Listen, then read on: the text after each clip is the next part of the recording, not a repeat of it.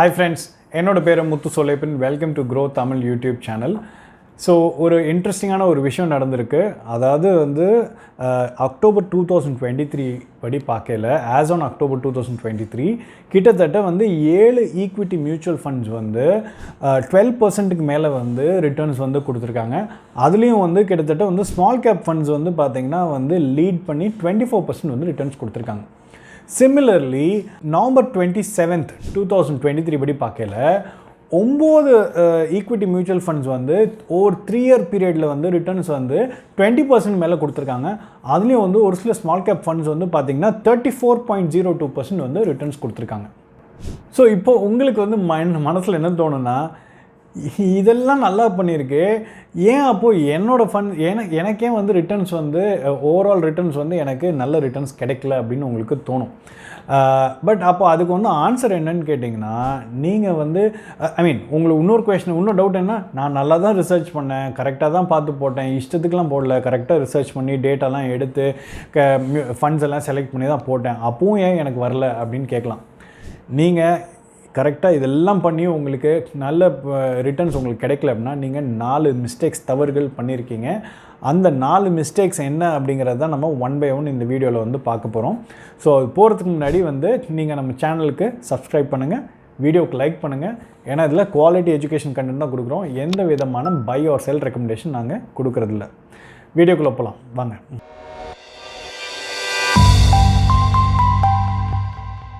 So first mistake என்ன பண்ணியிருப்பீங்கன்னா, chasing the past returns இந்த mutual fund. அதாவது நீங்கள் ஒரு ஃபண்டை எப்படி நீங்கள் பார்க்குறீங்கன்னா, இது வரைக்கும் அந்த ஃபண்டு எப்படி பெர்ஃபார்ம் பண்ணியிருக்கு அதை பேஸ் பண்ணி ஒரு ஸ்டார் ரேட்டிங் கொடுத்துருப்பாங்க.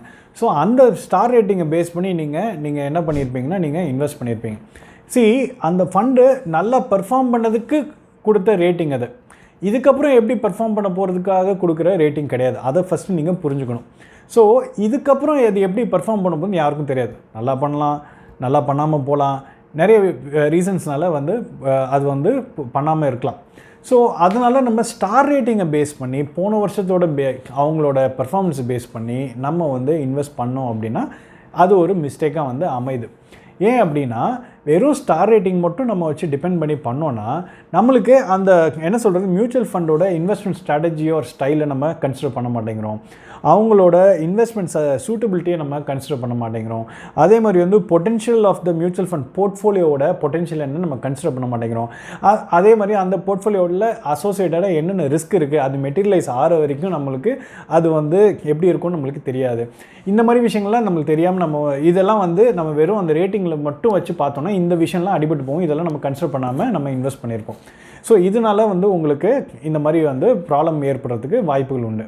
For example, HDFC mid cap opportunities fund வந்து நல்லா பெர்ஃபார்ம் பண்ணிட்டு இருந்த ஃபண்டு 2019 என்ன ஆயிடுச்சுன்னா வந்து 3 ஸ்டார் ரேட்டிங் வந்துருச்சு. அப்புறம் வந்து பார்த்திங்கன்னா 2023 தான் வந்து ரீபவுண்ட் ஆகி 4 ஸ்டார் ரேட்டிங்க்கு வந்தாங்க. இப்போது இந்த 4 ஸ்டார் இவ்வளோ நாளாக 4 ஸ்டார் ரேட்டிங்கில் இருந்த ஒரு ஃபண்டு திடீர்னு 2019 3 ஸ்டார் ரேட்டிங் வந்தோன்னே ஒரு நிறைய இன்வெஸ்டர்ஸ் விஷயம் தெரியாமல் இல்லை ரொம்ப பேனிக்கிங்காக இருக்கக்கூடிய இன்வெஸ்டர்ஸ் என்ன பண்ணியிருப்பாங்க, டக்குன்னு வந்து எக்ஸிட் ஆகிருப்பாங்க. ஸோ அதே வந்து நீங்கள் வந்து கொஞ்ச நாள் வெயிட் பண்ணியிருந்தீங்கன்னா அது ரீபவுண்ட் ஆகிருக்கும். ஏன்னா வந்து இது HDFC மிட் கேப் ஆப்பர்ச்சுனிட்டிஸ் பண்ணுங்கிற one of the top performing funds overall mutual funds அந்த இதில் மார்க்கெட்டில். ஸோ எவ்வளோ பெரிய ஃபண்டாக இருந்தாலுமே சம்டைம்ஸ் அண்டர் பர்ஃபார்ம் தான் பண்ணும், திருப்பி ரீபவுண்ட்ஸ் ஆகி தான் வரும். ஸோ இது ஏன் இந்த மாதிரி ஆச்சுன்னு கேட்டிங்கன்னா, அது பல காரணம் இருக்குது. மேபி அவங்களோட இன்வெஸ்ட்மெண்ட் ஃபேஷன் அந்த டைமில் வந்து ரொம்ப ஓல்டு ஃபேஷனாக இருந்திருக்கலாம், இல்லை அவுட் ஆஃப் கான்டெக்ஸ்டாக இருந்திருக்கலாம், இந்த மாதிரி நிறைய ரீசன்ஸ் இருந்திருக்கலாம். அப்புறம் அவங்க திருப்பி அதை கரெக்ட் பண்ணி திருப்பி வந்திருப்பாங்க.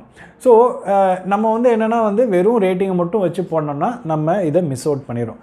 ஸோ அப்போ வேறு என்ன தான் பண்ணுறதுன்னு கேட்டிங்கன்னா, ரேட்டிங்கோடு சேர்த்து வேறு என்ன பண்ணலாம் அப்படின்னு நான் சொல்கிறேன். ரேட்டிங்கோடு சேர்த்து நீங்கள் அந்த ஷார்ப் ரேஷியோ நீங்கள் பார்க்கலாம், அதே மாதிரி வந்து பீட்டா பார்க்கலாம், ஸ்டாண்டர்ட் டீவியேஷன் என்னென்னு பார்க்கலாம், சார்டினோ ரேஷியோ என்னென்னு பார்க்கலாம். இதெல்லாம் பார்த்து நீங்கள் ஃபண்டை வந்து நீங்கள் சூஸ் பண்ணலாம். ரெண்டாவது mistake, over diversification of your existing portfolio. நம்ம எல்லோரும் என்ன நினச்சிட்ருக்கோம், நிறைய ஈக்விட்டி மியூச்சுவல் ஃபண்ட்ஸு நம்ம நிறையா வச்சுட்டோம் அப்படின்னா நம்மளுக்கு சூப்பராக டைவர்சிஃபை ஆயிரும் அப்படின்னு நினச்சிட்ருக்கோம். பட் அதனால் வந்து வேறு என்னெல்லாம் வந்து இது வருதுன்னு பார்த்தீங்கன்னா வந்து இந்த மாதிரி விஷயங்கள்லாம் நடக்கும். உங்களுக்கு ரிட்டர்ன்ஸ் வந்து நீங்கள் எதிர்பார்த்த அளவுக்கு ரிட்டர்ன்ஸ் வராமல் போயிடும். ஸோ இதில் என்னென்ன அதுக்குள்ளே என்னென்ன மிஸ்டேக்ஸ் பண்ணுறோம் அப்படின்னு பார்த்தீங்கன்னா, ஃபஸ்ட் வந்து பார்த்திங்கன்னா டைல்யூஷன் ஆஃப் ரிட்டர்ன்ஸ். சப்போஸ் உங்களோட மியூச்சுவல் ஃபண்ட் போர்ட்ஃபோலியோவில் கிட்டத்தட்ட 35லேருந்து 40 ஈக்விட்டி மியூச்சுவல் ஃபண்ட் வச்சுருக்கீங்க அப்படின்னா என்ன ஆகும், நீங்கள் அலோகேஷன் பண்ண வேண்டிய அமௌண்ட் வந்து ஒவ்வொரு ஃபண்டுக்கும் வந்து ரொம்ப கம்மியாக தான் இருந்திருக்கும். ஸோ இருக்கிற 35-40 ஃபண்டில் ஒரு 2-3 ஃபண்டு தான் சூப்பராக பெர்ஃபார்ம் பண்ணியிருக்கும் போது அப்போ அது அலோகேஷன் கம்மியாக இருந்துச்சுன்னா என்ன இருக்கும், உங்களோட ஓவரால் ரிட்டர்ன்ஸும் வந்து பார்த்திங்கன்னா வந்து அந்த 2 ஃபண்டில் அதிகமாக இருந்தாலும் மிச்சம் இருக்கிற 33-34 ஃபண்டு வந்து அதை வந்து ஓவர்லுக் பண்ணதுனால உங்களோட ஓவரால் க்ரோத் வந்து ஸ்டில் பெரிய அளவில் வந்து இருந்திருக்காது. ஸோ ஃபார் எக்ஸாம்பிள் நம்ம 2 ஈக்விட்டி மியூச்சுவல் ஃபண்ட் சினாரியோ வச்சு பார்ப்போம். ஒரு ஃபண்டில் வந்து பார்த்திங்கன்னா 5 mutual fund equity mutual fund invest பண்ணியிருக்காங்க. இன்னொரு இதில் வந்து பார்த்திங்கன்னா வந்து 20 ஈக்விட்டி மியூச்சுவல் ஃபண்டில் இன்வெஸ்ட் பண்ணியிருக்காங்க. ரெண்டுத்துலேயுமே வந்து பார்த்திங்கன்னா ஒரே அமௌண்ட் 10 லட்ச ரூபா தான் வந்து இந்த 5 ஃபண்டுக்கும் டிவைட் பண்ணி இன்வெஸ்ட் பண்ணியிருக்காங்க. இன்னொன்றில் அந்த 10 லட்ச ரூபாய் 20 ஃபண்டுக்கு டிவைட் பண்ணியிருக்காங்க. இப்போ சினாரியோ என்ன ஆகுதுன்னா, ஒரு குறிப்பிட்ட டைமுக்கு அப்புறம் ஒரு பர்டிகுலர் ஃபண்டு மட்டும் வந்து சுப்பீரியர் ரிட்டர்ன்ஸ் வந்து கொடுத்துருக்கு. இவங்ககிட்ட இருக்கிற அந்த 5 ஃபண்ட்லேயும் அதே ஃபண்டு இருக்கும், இதுலேயும் அந்த 20 ஃபண்டில் அந்த ஒரு ஃபண்டு இருக்குது. ஸோ அந்த ஒரு ஃபண்டு கிட்டத்தட்ட 22% ரிட்டர்ன்ஸ் கொடுத்துருக்குன்னு வச்சுக்கோங்களேன். மிச்சம் எல்லா ஃபண்டும் ஆவரேஜாக 12% வந்து ரிட்டர்ன்ஸ் கொடுத்துருக்குன்னா அப்போ என்ன ஆகும், இந்த 5 ஃபண்டு இருக்கிறதுல 4 ஃபண்டு தான் 12%, மிச்சம் ஒரு ஃபண்டு 22%. அப்போ அது பெட்டர் ரிட்டர்ன்ஸா இல்லை 19 ஃபண்டு வந்து இப்போ 12%ம் ஒரே ஒரு ஃபண்டு மட்டும் இது பண்ணியிருந்தா அப்போ எது பெட்டரு?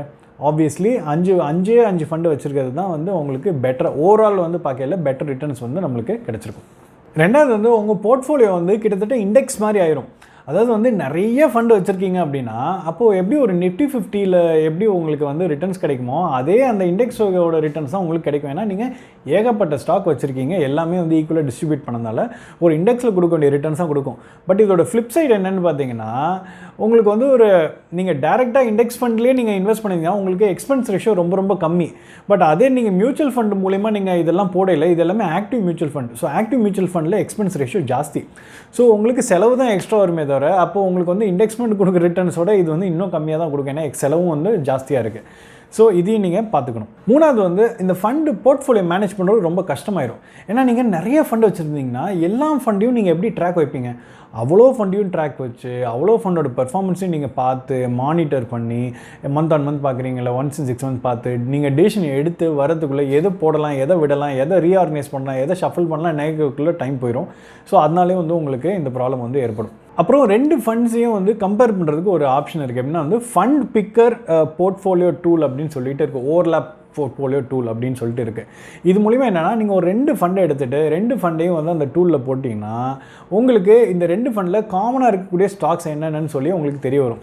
ஸோ கிட்டத்தட்ட வந்து ஒரே மாதிரி டைப் ஆஃப் ஃபண்டாக இருக்குதுன்னா ரெண்டுமே கிட்டத்தட்ட ஒரே மாதிரி டைப் ஆஃப் ஸ்டாக்ஸ்லாம் இன்வெஸ்ட் பண்ணியிருக்காங்கன்னா அப்போ நம்ம வந்து அப்போ அது வந்து சிமிலர் டு லைக் அதே ஃபண்டில் இன்வெஸ்ட் பண்ணுற மாதிரி தான், ஜஸ்ட் பேர் மட்டும் தான் டிஃப்ரெண்ட்டாக இருக்குது. இப்போ வந்து நீங்கள் ஸ்க்ரீனில் வந்து பார்க்கலாம், 2 ஃபண்ட் எடுத்துருங்க. ஒன்று வந்து Canara ரொபேக்கோ blue chip equity fund growth option, இன்னொன்று வந்து பார்த்திங்கன்னா வந்து axis flexi cap fund growth option. இது ரெண்டுத்துக்கும் வந்து பார்த்திங்கன்னா கிட்டத்தட்ட வந்து 65 to 70% ஆஃப் த ஸ்டாக், இந்த 2 ஃபண்டு இன்வெஸ்ட் பண்ண ஸ்டாக்ஸ் வந்து ஒரே காமன் ஸ்டாக்கில் தான் இன்வெஸ்ட் பண்ணியிருக்காங்க. ஸோ கிட்டத்தட்ட வந்து போர்ட்ஃபோலியோ ஓவர்லாப் மட்டுமே வந்து 51% வந்து இருக்குது.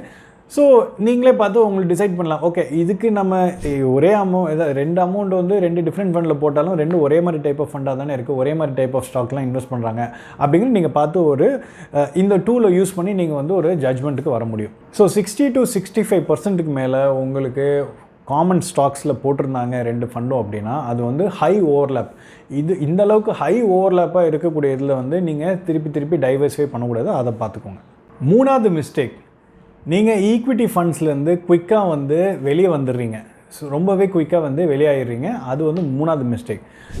அதாவது ஒரு ஃபண்டு, அதாவது ஃபினான்ஷியல் இயர் 2022-23 ஒரு ஃபண்டு, அப்போ அந்த ஃபண்டில் நீங்கள் லான்ச் பண்ணியிருக்கீங்க, உள்ளே இன்வெஸ்ட் பண்ணியிருக்கீங்கன்னா கிட்டத்தட்ட அது வந்து அந்த 1 year முடிகிறதுக்குள்ளே வந்து 50% ஆஃப் த பீப்புள் வந்து அந்த ஃபண்ட்லேருந்து வெளியே வந்திருக்காங்க.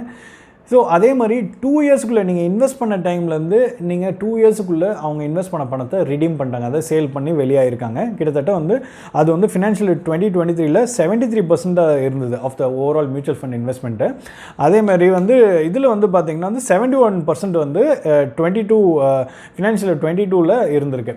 ஸோ இது வந்து நீங்கள் என்ன புரிஞ்சுக்கணும் அப்படின்னா, ஏன் இந்த மாதிரி நடக்குது அப்படின்னு கேட்டிங்கன்னா, ஏன் மக்கள் வந்து சீக்கிரமே வந்து போட்டோன்னா டக்குன்னு எடுத்துடுறாங்க மியூச்சுவல் ஃபண்ட்லேருந்து அப்படின்னு பார்த்தீங்கன்னா, சரி ஃபார் எக்ஸாம்பிள் வந்து அக்டோபர் மந்த்தை எடுத்துப்போமே. அக்டோபர் மந்த் வந்து உங்களுக்கு ஒரு பக்கம் வந்து மார்க்கெட் ரொம்ப மோசமாக இருந்துச்சு. ஏன்னா இஸ்ரேல் ஹமாஸ் வார் ஒரு பக்கம் ஓடிட்டுருக்கு.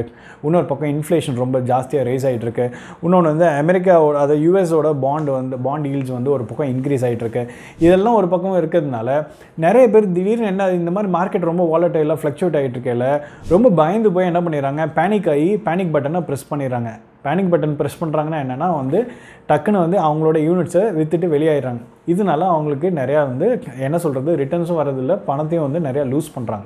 ஸோ கிறிஸ்டல் என்ன சொல்கிறாங்கன்னா, ஒரு ஸ்டடி பண்ணிவிட்டு என்ன சொல்கிறாங்கன்னா, கிட்டத்தட்ட வந்து நீங்கள் வந்து 1 இயரில் வந்து நீங்கள் வந்து உங்கள் பணத்தை நீங்கள் வெளியே எடுக்கிறீங்கன்னா 28% சான்ஸ் வந்து பார்த்திங்கன்னா உங்களுக்கு லூசிங் மணி இருக்குது. நீங்கள் போட்ட இன்வெஸ்ட்மெண்ட்டில் 28% உங்கள் பணத்தை வந்து லூஸ் பண்ணுறதுக்கு வாய்ப்பு இருக்குது ஒரே வருஷத்தில் எடுத்திங்கன்னா. அதே மாதிரி வந்து நீங்கள் 10 வருஷம் கழிச்சு எடுத்திங்கன்னா 0% சான்ஸ் இருக்குது உங்களோட பணம் வந்து லூஸ் பண்ணுறதுக்கு. ஸோ 10 வருஷத்துக்கு நீங்கள் இன்வெஸ்ட் பண்ணி எடுத்துருந்தீங்கன்னா உங்களுக்கு பணம் லாஸ் ஆகிறதுக்கு வாய்ப்பு இல்லை. அது நீங்கள் போட்ட பணம் வந்து லாஸ் ஆகிறதுக்கு வாய்ப்பு இல்லை அப்படிங்கிறது தான் அவங்க சொல்கிறாங்க. இன்னொரு ஸ்டடியில் என்ன சொல்கிறாங்க, கிறிஸ்டல் பண்ண இன்னொரு ஸ்டடியில் ஆவரேஜ் ரிட்டர்ன்ஸ் ஃப்ரம் எஸ்ஐபி அப்படின்னு வந்து பார்த்தீங்க அப்படின்னா வந்து அவங்க வந்து 4th இயருக்கு அப்புறம் வந்து பார்த்திங்கன்னா கம்ப்ளீட்டாக ஸ்டெபிலைஸ் ஆகி உங்களுக்கு 12% ரிட்டர்ன்ஸ் வந்து கொடுக்கும் அப்படிங்கிறது தான் வந்து அவங்களோட அனாலிசிஸ் வந்து கிறிஸ்டல் படி சொல்கிறது. 4வது மிஸ்டேக் உங்களுக்கு மியூச்சுவல் ஃபண்ட்லேருந்து கரெக்டான ரிட்டர்ன்ஸ் வராதுக்கான ரீசன் என்னென்னு பார்த்தீங்கன்னா வந்து ரீபேலன்சிங் த போர்ட்ஃபோலியோஸ். நம்ம வந்து ஒரு கோல் செட் பண்ணியிருப்போம். அந்த கோல் படி வந்து நம்ம இன்வெஸ்ட்மெண்ட்டை பிளான் பண்ணி போட்டிருப்போம் எஸ்ஐபியை. பட் அந்த கோல் படி தான் அது கரெக்டாக நடந்துகிட்டு இருக்கா அப்படிங்கிறத நம்ம செக் பண்ணி நம்ம அப்பப்போ வந்து அப்டேட் பண்ணி ரீபேலன்ஸ் பண்ணணும். அதில் நம்மளில் நிறைய பேர் அது பண்ணுறது கிடையாது. ஒன்ஸ் போட்டோமா கண்ணை மூடிட்டு அப்படியே விட்டுருது, எல்லாம் வந்துடும் சொல்லிப்பார். அப்படி இல்லை, நம்ம கரெக்டாக வந்து நம்மளோட டார்கெட் இதுபடி அலோகேஷன் படி நம்மளுக்கு வெயிட்டேஜ் கேட்குற மாதிரி அதுபடி தான் ரிட்டர்ன்ஸ் வந்துட்டுருக்கா இல்லையா அப்படின்னு பார்த்து நம்ம ரீபேலன்ஸ் பண்ணிகிட்டே இருக்கணும். ஃபார் எக்ஸாம்பிள் நீங்கள் வந்து பார்த்தீங்கன்னா வந்து அசெட் வந்து ஈக்விட்டி உங்களோட அசெட்ஸ் வந்து ஈக்விட்டியில் வந்து 60%ம் டெட் ஃபண்ட்ஸில் வந்து ஒரு 40% வந்து நீங்கள் வெயிட்டேஜ் கொடுக்குறீங்கன்னு வச்சுக்கோங்களேன். அதாவது உங்கள்கிட்ட ஒரு 10 லட்ச ரூபா இருக்குது அப்படின்னா நீங்கள் 6 லட்ச ரூபா வந்து ஈக்விட்டி ஃபண்ட்ஸில் போடுறீங்க, 4 லட்ச ரூபா வந்து டெட் ஃபண்ட்ஸில் வந்து போடுறீங்க. இப்போது ஒரு குறிப்பிட்ட டைமுக்கு அப்புறம் வந்து பார்த்திங்கன்னா என்ன ஆகுது, உங்களோட ஃபண்ட்ஸ் வந்து பார்த்திங்கன்னா வந்து இந்த 6 லட்ச ரூபாய்க்கு வந்து உங்களுக்கு கிட்டத்தட்ட 20% வந்து ரிட்டர்ன்ஸ் கிடைக்குது. ஸோ அது என்ன ஆகுது, கிட்டத்தட்ட 7.2 lakhs-ஆக வந்து அதோட வேல்யூ வந்து இன்க்ரீஸ் ஆகிடுது. அதே மாதிரி 8% ரிட்டர்ன்ஸ் வந்து உங்களுக்கு டெட் ஃபண்ட்ஸுக்கு கிடைக்குது. ஸோ அந்த 4 லட்சம் வந்து பார்த்திங்கன்னா வந்து கிட்டத்தட்ட 4.32 lakhs-ஆக வந்து இன்க்ரீஸ் ஆகுது.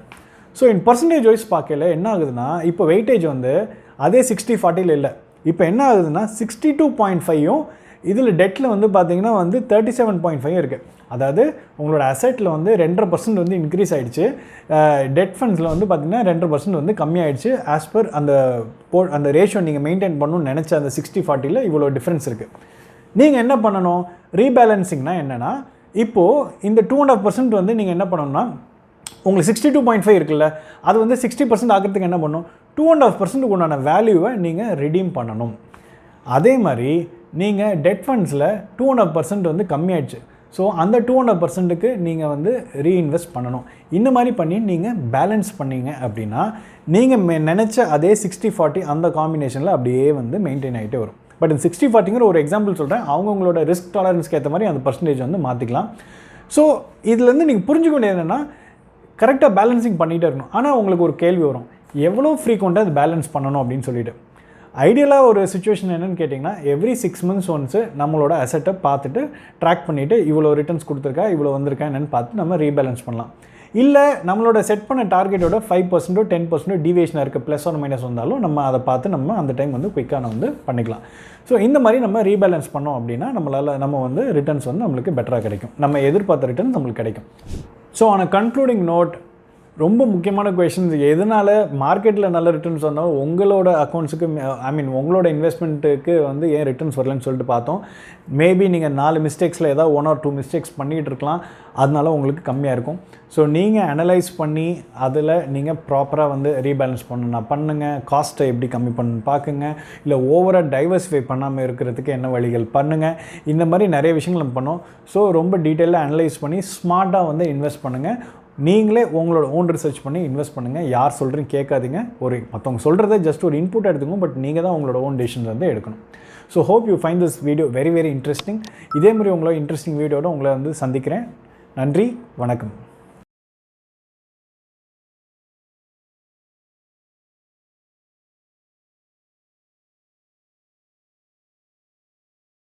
Investment in securities market are subject to market risks. Read all the related documents carefully before investing. Please read the risk disclosure documents carefully before investing in equity shares, derivatives, mutual fund, and or other instruments traded on the stock exchanges.